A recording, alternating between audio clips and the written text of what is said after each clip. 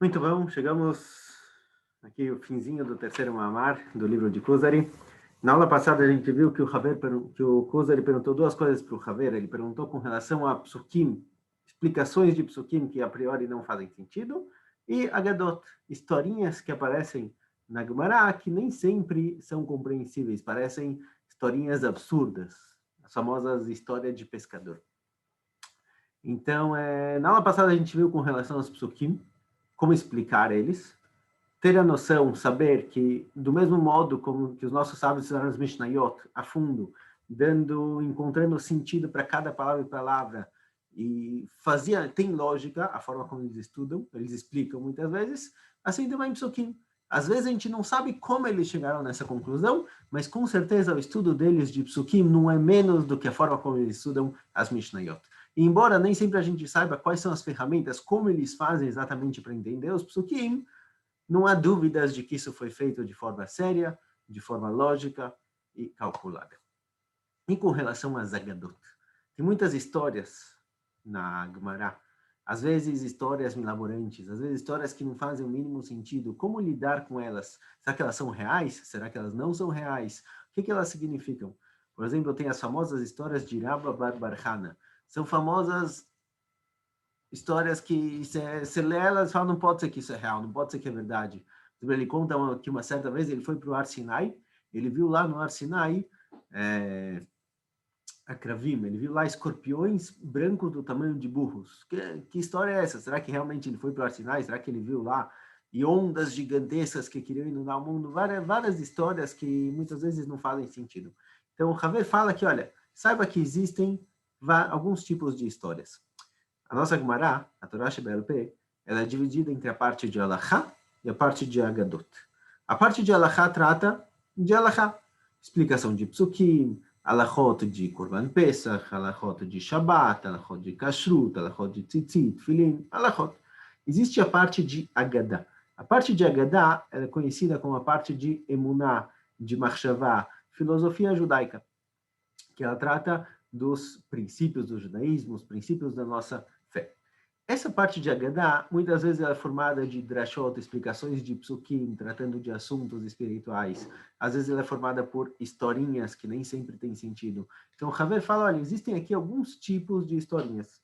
Então, por exemplo, aparecem alguns lugares que quando a Kadosh Baruch Hu desceu para o Egito para ver o que estava acontecendo lá, e você para pensar, olha, Kadosh Baruch Hu, a gente sabe que ele não tem corpo, que ele não tem... Quer dizer, ele desceu para o Egito, ele estava lá em cima, onde ele estava? Ele estava em cima da montanha que ele desceu para ver o que estava acontecendo no Egito. O que significa isso? Então, o Haver explica o que é cada tipo de historinha. Nessa questão de a Kadosh Baruch Hu desceu para o Egito, com certeza nossos sábios não vêm dizer que a Kadosh Baruch Hu ele tem um trono no céu e ele desceu de lá para ver o que estava acontecendo no Egito. Não. A intenção é falar que a Kadosh Baruch Hu, ele influenciou diretamente o que estava acontecendo naquela situação. Geralmente a Kadosh Baruch Hu criou um mundo natural, em que a natureza tem um pouco de controle, digamos assim, sobre o que acontece, certo? Se eu pegar um copo de vidro, jogar para cima e deixar ele cair no chão, ele vai quebrar. A Kadosh Baruch Hu quebrou o copo?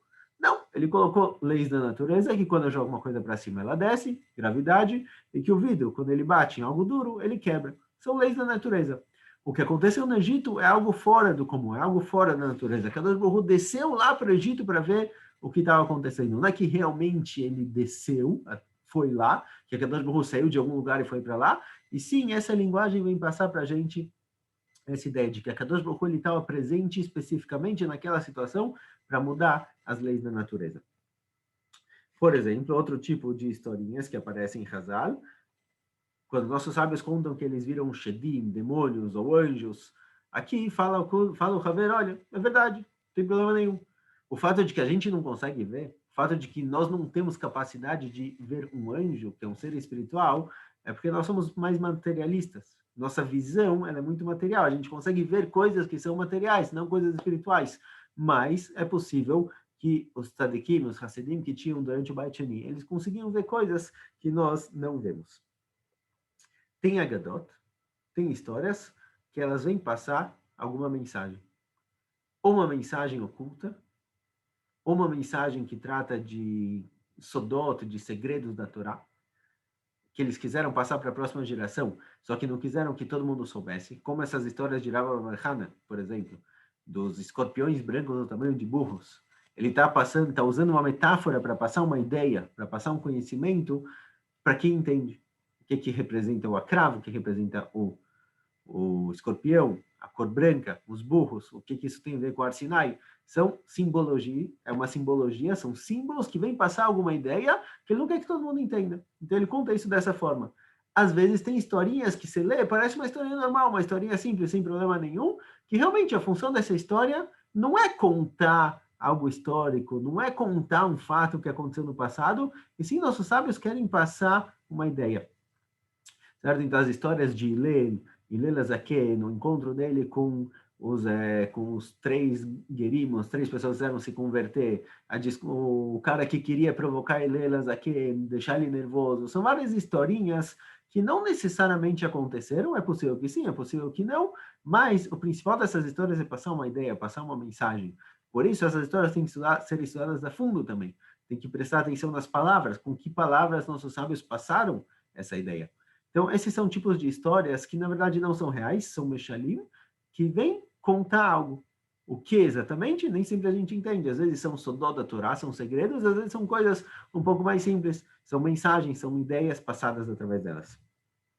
E às vezes, fala o Haver, o que acontece é que tem Agadot em Hazal, tem histórias em Hazal, que quando a gente lê, no primeiro momento a gente fala isso é absurdo, não faz sentido nenhum. Mas o erro aqui é que a gente não leu a fundo, a gente não parou para pensar. Então, por exemplo, fala o Haver o seguinte, está escrito Shivat Dvarim Nivreu Kodem Laolam, Ganedem Vetorá Vetzadikim Veisev Vekisei Akavod Verushalayim Mashiach Ben David. 7 coisas foram criadas antes da criação do mundo. Por exemplo, uma delas, o Ganedem, Torá, os Tzadikim, Am Israel, Yerushalayim. Agora, quando você lê uma frase dessas, que Yerushalayim foi criada antes da criação do mundo, não faz o menor sentido. Se você não tem mundo, se não existe um mundo físico, não existe Jerusalém. Como Jerusalém é uma cidade, certo? Tá bom que tem o lado espiritual de Jerusalém, mas Jerusalém é uma cidade. Como pode ser que ela foi criada antes da criação do mundo? Se não tem mundo, não tem onde existir Jerusalém. Então, o que significa isso? Certo? Por exemplo, o Hazal fala coisas que foram criadas em Ben Hashmashot. Asarat Vanim virou Ben Hashmashot. 10 coisas foram criadas logo antes de Shabbat, no escurecer. Piaretz, Piaber, Piaton, a terra que abriu e engoliu Korach, várias coisas que foram criadas antes da criação do mundo, antes delas virem aparecer no mundo. Como pode ser? Como pode ser que essas coisas foram criadas há tanto tempo? Lembra, tem a história de Bilam, que aparece na Torá, que a mula de Bilam começa a conversar com ele em determinado momento. Falam nossos sábios que essa mula, a boca dela, pelo menos, foi criada lá atrás, na criação do mundo, em Ben Hashmashot. Não faz sentido, porque ela viveu 3.000 anos, essa mula, e de repente apareceu lá. Não faz muito sentido. Então, às vezes você lê e você fala, olha, eles estão falando um monte de coisa sem sentido. Falam, Raver, olha, tem muitas coisas, se você parar para prestar atenção, se parar para pensar realmente, você vai entender o sentido. Quando nossos sábios dizem, por exemplo, que Jerusalém foi criada lá atrás, na criação do mundo, antes do mundo ser criado, eles não estão falando de Jerusalém, eles não estão falando da cidade, eles não estão falando a cidade material de Jerusalém foi criada antes da criação do mundo, porque isso daqui é realmente impossível. O ponto deles é falar o seguinte, Sof Maaseh b'machshavat chila. O fim do Maaseh, o que vai ser construído, o que vai acontecer depois, você já tem ele no pensamento, você já tem ele na teoria, você já tem ele no planejamento. Ou seja, o Jerusalém, ela foi já planejada. Era um dos planos de Akadosh Baruch Hu que existisse Jerusalém. Ele já pensou nisso, já está na teoria. Todo mundo vai ser criado para, depois de um tempo, as coisas vão levar ao ponto de que Jerusalém vai ser criada, de que os tzadikim vão existir, que vai chegar Mashiach. Todas essas questões que foram criadas antes da criação do mundo, não é que fisicamente eles foram criados, e sim, na teoria, no planejamento, esses são um dos objetivos do mundo. O mundo foi criado com esses objetivos. Ou seja, tem Mamarim de Hazal que nem sempre a gente entende o significado dele, mas eles vêm, na verdade, falar que se você parar para prestar atenção um pouquinho, você pode sim conseguir entender. Não tem que pegar Hazal, as palavras deles, de forma literal. Nem sempre eles estão falando literalmente. Com um pouquinho de imaginação, com um pouquinho de pensamento, você consegue chegar numa explicação clara. Piaton, por exemplo, isso que a boca do animal, a boca da mula de Bilam foi criada, ou isso que a terra se abriu e engoliu Korach e seu grupo, que estavam discutindo com Moshe Rabbeinu, que isso foi criado lá atrás, em Ben Hashmashot, significa o seguinte: nós sábios dizem que foi criado Ben Hashmashot, certo? Ben Hashmashot é o momento que separa entre o dia e a noite. Quando o sol se pôs, mas ainda tem luz, isso é dia ou é noite? É duvidoso. Nesse momento. Nesse momento, essas coisas foram criadas. O que significa isso? A Kadosh Baruch Hu criou o mundo natural, que segue, as leis da natureza, como a gente falou, certo? Leis da gravidade e diversas leis da natureza que regem o nosso mundo. Porém, em determinados momentos da história, a Kadosh Baruch Hu decidiu se revelar.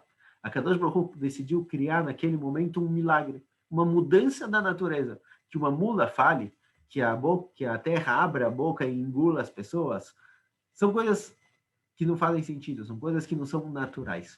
Então, a Kadosh Baruch Hu já criou isso. Esses pequenos milagres que vão acontecer no futuro já foram criados lá atrás, já foram planejados lá atrás. Ou seja, o mundo, a partir do momento da criação em diante, ele vai seguir as leis da natureza. Ele tem uma regra geral que define tudo o que vai acontecer. Porém, lá atrás, a Kadosh Baruch Hu já planejou. Olha, daqui 3.000 anos, quando Bilam for tentar atacar o povo judeu, a mula vai falar. Quando Korach discutir com Moshe Rabbeinu, a terra vai abrir a boca e vai engolir eles. Esses pequenos milagres que vão acontecer futuramente já são planejados. Porque existe uma grande questão com relação a milagres. O que são os milagres? Por que, de repente, a Kadosh Baruch Hu muda as leis da natureza? Aparentemente, parece que as coisas não estão bem. Parece que não está dando certo. Parece que a Kadosh Baruch Hu planejou uma coisa e deu errado, então ele tem que interferir ali no meio e mudar a situação. Explica o Maharal que não. Explica o Maharal que os milagres eles já foram planejados, eles já são mesudarim, já são organizados. Não é que Bilam ele decidiu lekalel, amaldiçoar o povo judeu, e a Kadosh Baruch Hu ficou preocupado, olha, se ele amaldiçoar, acabou, não vai funcionar, não vai dar certo, preciso mudar alguma coisa. Não é que Korach veio discutir com Moshe Rabbeinu, e a Kadosh Baruch Hu falou, olha, o que eu faço agora? O que eu faço com esse grupo? Deixa eu mudar o mundo. Não, Kadosh Baruch Hu ele já tinha um conhecimento das coisas que vão vir a acontecer, e lá atrás ele já planejou quais vão ser os milagres necessários para manter o mundo no caminho correto. Certo? De qualquer jeito, fala o Haver, ele conclui falando, eu não tenho explicação para todas as Agadot. Eu não tenho explicação para todas as histórias que aparecem na Gemara. Parte eu entendo, parte não. Mas eu sei que quem escreveu elas, quem contou elas, são pessoas sábias, são Chachamim. Eu tenho fé, eu acredito neles. E ao acreditar neles, eu sei que o que está escrito aqui tem algum significado, embora eu não entenda, embora eu não consiga explicar, alguma coisa tem aqui por trás. De qualquer jeito, com isso a gente conclui o terceiro mamar. O rei de Kuzar, ele fala o seguinte, na última piscada, no último parágrafo, fala o Kuzar para o Haver, olha, você já fortificou, eu já tenho emuná na tradição. Tá ótimo. Aceito tudo que você me falou até agora, perfeito. ואתה מבקש ממך כי תעתימני תם חכמותם, וראשית דבר אוסף נא לי הסברה בעניין השמות האלוקה, וארחיב לי מעט בעניין זה בעזרת האלוקה. Porém, eu tenho algumas perguntas, eu quero saber algumas coisas, algumas chokhmot, eu quero que você me passe um pouquinho do conhecimento da sabedoria judaica. Antes de mais nada, eu gostaria de perguntar sobre os nomes de Akadosh Baruch Hu, os diferentes nomes que ele tem, qual o significado deles. Isso daqui já é o próximo Mahamar, o quarto Mahamar. De qualquer jeito, com isso a gente conclui o nosso terceiro Mahamar do Sefer HaKuzari. Zat Hashem, vamos fazer uma pequena conclusão e um resumo do que a gente aprendeu nesse terceiro Mahamar, igual a gente fez no primeiro e no segundo, e logo depois seguiremos adiante para o quarto Mahamar. Até mais.